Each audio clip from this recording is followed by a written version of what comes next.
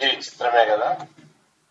రాజు కుటుంబంలో పుట్టాడు, వేల కోట్ల సంపద ఉంది, ఓ ప్రమాదంలో గాయపడి కోమాలకు వెళ్ళిపోయాడు. ఇలా 20 ఏళ్ళు గడుస్తున్నప్పటికీ అతడు కన్ను తెరిచి చూసింది లేదు.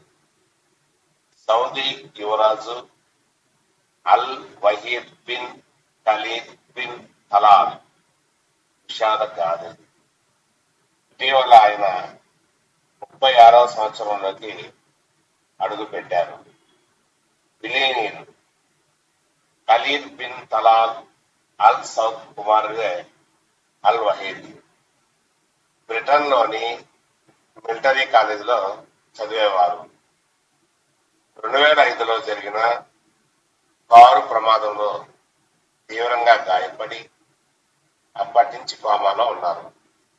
రియాద్లోని King Abdul Aziz medical city కాలేజీలో ఆయనకు చికిత్స అందిస్తున్నారు.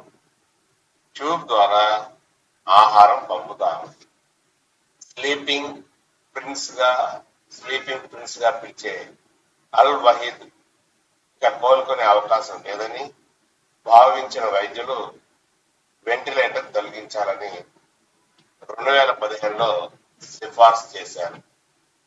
దానికి ససేమిరా అన్న తండ్రి ఏదైనా అద్భుతం జరగకపోతుందా అని కళ్ళల్లో ఒత్తులు వేసుకుని ఎదురు చూస్తున్నారు. 2019లో ఓసారి చేతివేలు కదిలించి తలను అటు ఇటు తిప్పిన ఆ తర్వాత ఎటువంటి పురోగతి లేదు. సౌదీ రాజు కుటుంబంలో పుట్టిన అల్ వహీద్ కు ప్రస్తుత రాజు సల్మాన్ సమీప బంధువు అవుతారు.